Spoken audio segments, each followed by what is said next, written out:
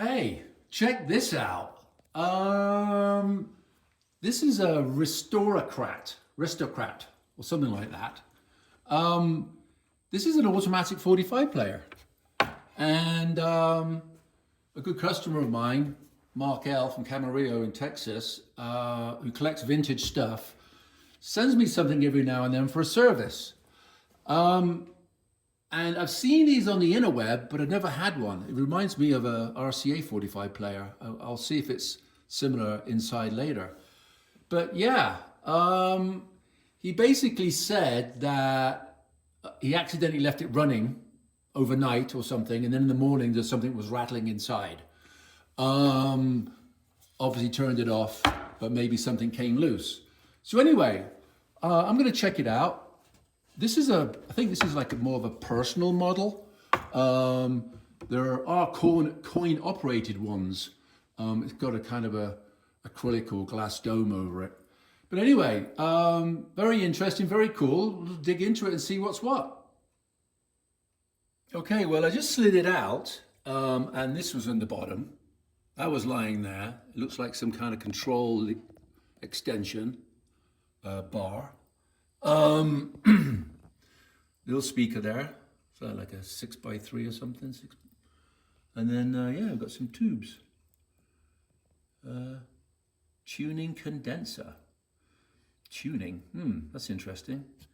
Does this have a tuner in it? Anyway, let's take a closer look. So yeah, we got it on its back, and check that out. A little tuner right there. Little AM job, a single oscillator. Got to see another one. Some work's been done. These look more up to date. These look very old. These electrolytics, they didn't get replaced.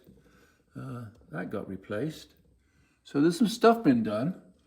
There's a bungee cord here, you can see, holding something together. Here's that knob I was telling you about. It was like an extension knob for some kind of control. One's missing. Obviously one's function and one's volume or something like that. They use electrical tape to hold it together. I'll probably use shrink tubing might do a better job.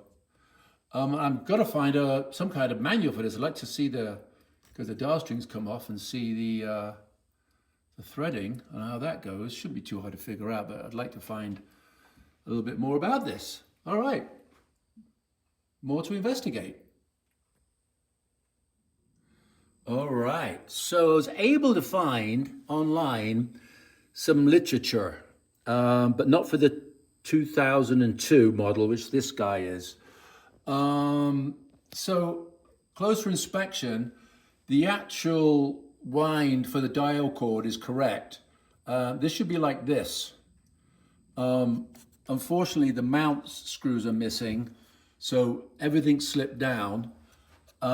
But this guy right here applies a certain amount of tension. This has been bent, I'm guessing, because it comes to this grounding cutoff, or maybe it's not. It's an actuator that puts in current to turn the AM radio on. I read somewhere that when the last record plays, I'm guessing this is a trip of some sort, and right here, you can see this in the last record, this has got numbers on it, hits this lever, which then probably actuates this, which then fires up the radio. So there you go. More stuff to investigate. It's kind of cool, but first of all, I've got to get some screws in there and mount those rubber mount bushings and figure that out so I can get the correct tension and then the correct bend, rebend on that so it's straight. But this has basically got bent somehow. All right. Okay, so we've been doing some more digging. This isn't supposed to move, obviously, because it keeps the tension tight on the dial cord. There's something missing here. Also, it seems to be, it needs to go this way a little bit, and maybe that'll happen if I can figure out what that's about. because every time you wind the dial cord, when it's on tension, it wants to wind off because it hits the groove. There you go. See that right there? Because the angle is very steep. I know I'm using a wide angle to show you, but obviously the angle is this way and it needs to go in that way. This definitely operates this right there. So there's off and on. This guy right here, that's also something to do with the AM radio. Yeah, so we're slowly getting there. Okay, so this is a screw right here. The head is sheared off. So if you can imagine, see the gap down in there? That's why it's popped towards me. But you see that? It's kind of hard to show you. Let's see if I can get that lined up. Anyway, that, once it's lined up, will push forward. So there's a cap screw right there, but it's a certain length. So this can still turn. But yeah, you see the gap right there? So that's why this has fell this way. I'm going to have to take this all apart and tap that out and find the right size screw. This is fun. Or come up with a MacGyver. Let me think about it. Okay, so I ended up taking it off, as you can see. And if I can focus on that guy, that's the sheared off screw.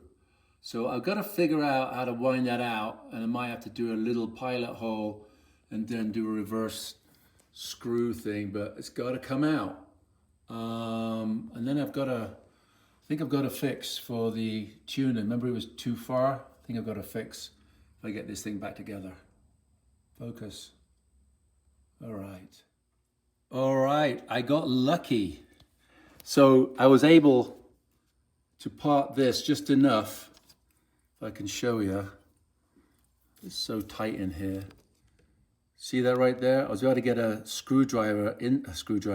needle nose pliers within that gap and wind it out so that then I could get the pliers on there and take it off. So we're doing well, we're doing good work here.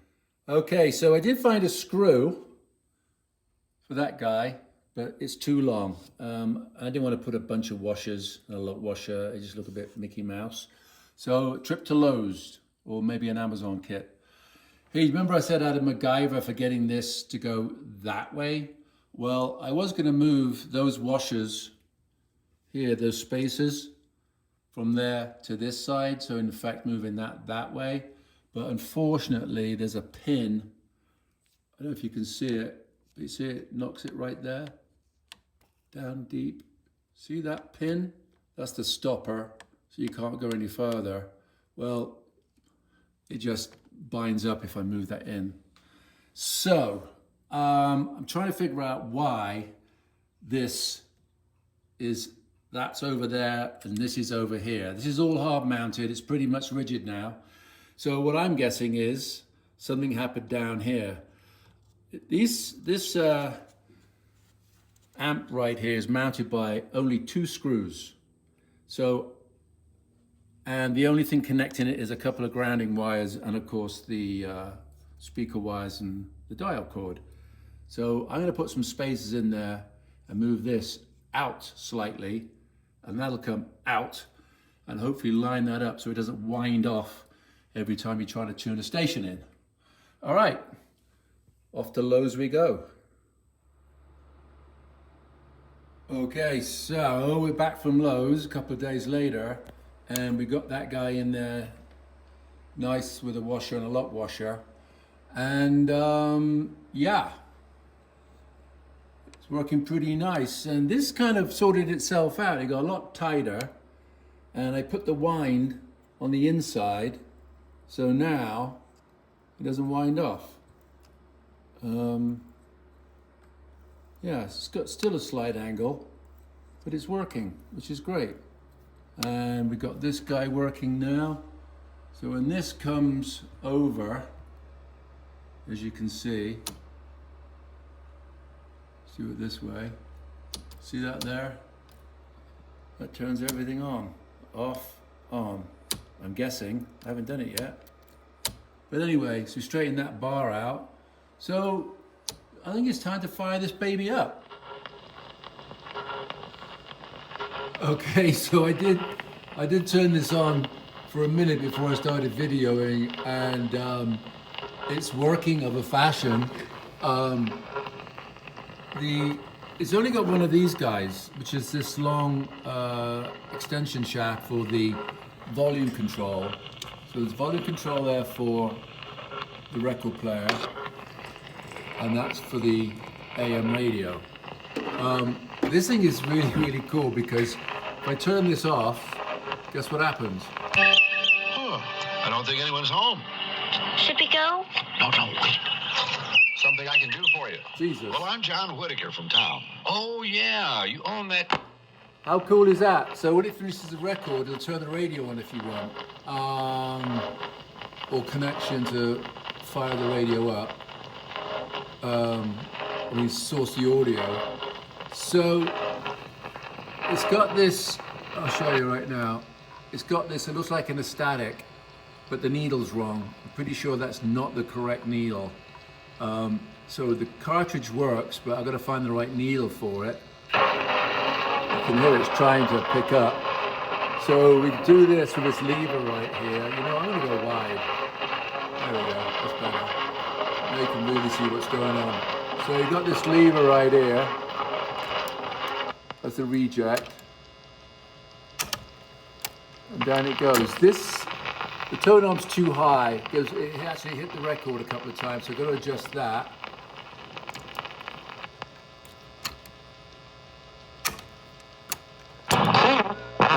Bye. And that was off. That was So it weird, switched Miss to Whitaker. radio. It was like a completely different person. Let me go, And he didn't even let me turn remember this me. back on. Okay, so obviously this is the amount of records that you're playing. So I'll reject, and we're going to show you the coolest part. You ready? Not yet. Drop that one. And that moved to the next record. This is the coolest part right here. Check this out. Oh yeah. How cool is that? And we'll start it all over again. Awesome. So yeah, this thing is super cool and it works. Like I said, somebody did some capping before, but these are a little tune up on the mechanism. But and I, you know, put mounts in and all kinds of weird and wonderful bits and bobs. But yeah, let me get a different needle in there, and we'll see if we can get this thing to play a record properly. Okay, so we got the cart out, and it is a Varco CN655, which is the same as a static 146, I believe. Did some investigating on the needle. It is the correct needle, but somebody put some glue on it or something, and also it's the correct needle, but this unit right there, that little bit of rubber, interferes with it getting it to the yoke. So it's probably a subset needle, but it's an 864. So let's go wider. We'll go to the stash here and see what we got. Got the right glasses on. 864. 63, let me open a bit more. What we got here? There we go. So that is the needle. I'll spin it over. I bet it says anything about used in a Vaco. Did I say it wrong? Varco. Oh, I don't know. But anyway, apparently this is the right needle. And if you look at this guy, and look at that guy, oh, that's got the rubber on it as well. That's interfering. See that little rubber sleeve there? All right, well, that's not letting it sit in the yoke properly of the cartridge.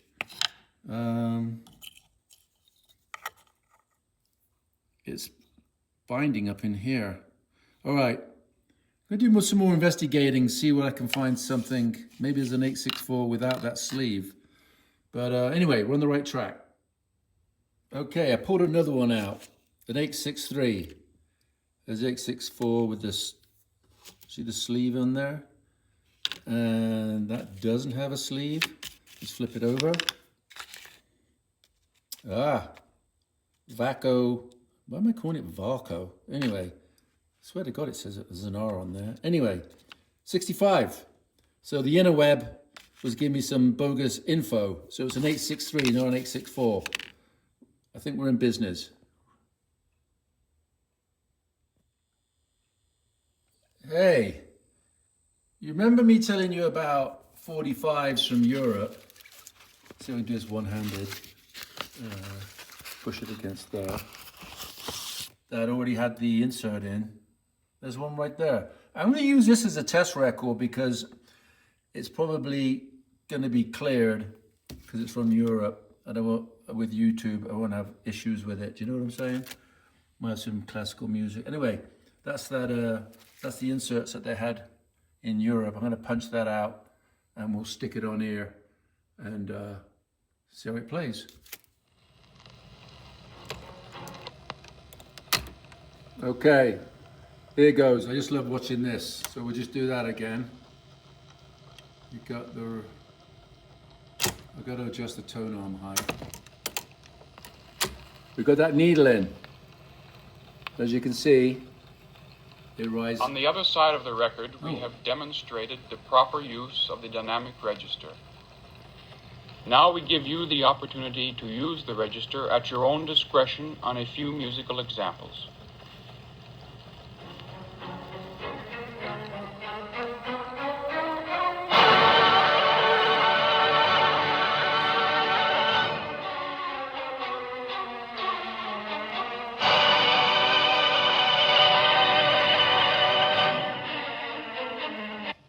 Well, not the greatest sounding unit. The radio sounds pretty good. I'm going to do a few more checks and make sure we're on speed here. It looks like it's a little slow to me, and there's a bit of wow in it as well. But anyway, I think that's it. That's the Ristaucrat. Got it working. I've got to do a few more checkouts here and there. I'll go over here quickly.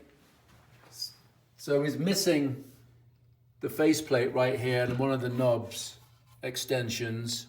But yeah, we did a little strengthening right here.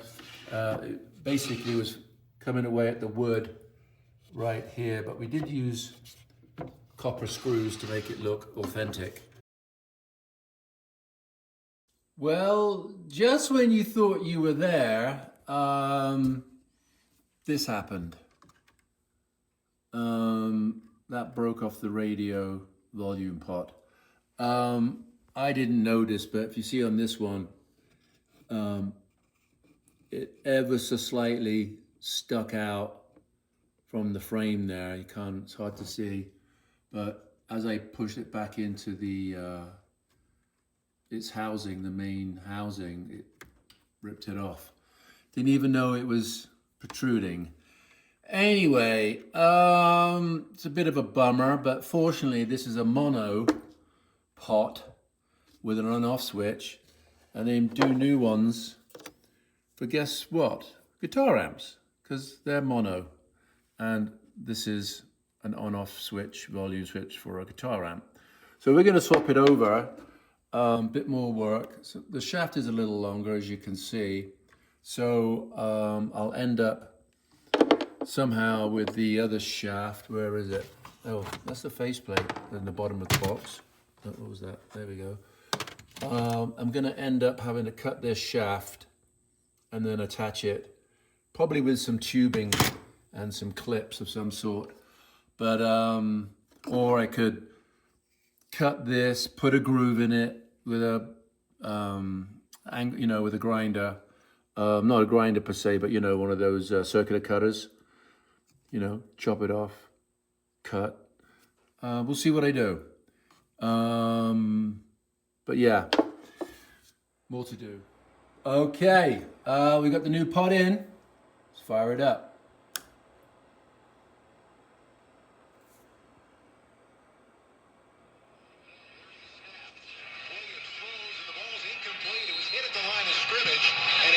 Awesome. So, 1:12 left to go.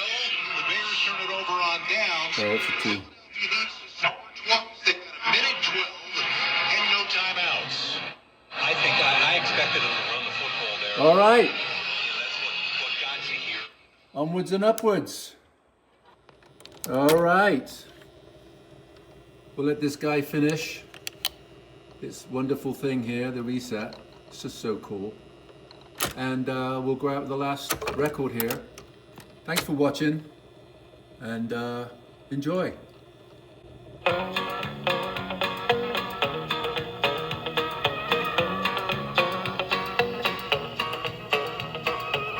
Riding a freight train across the great divide, climb the California mountain, seen what's on the other side. I was looking for the ocean, a sight I'd never seen. Wasn't long for I was part of the California dream. Omaha, Omaha. Well, I've seen some pretty places, thought I'd love me one or two. All the time in my mind.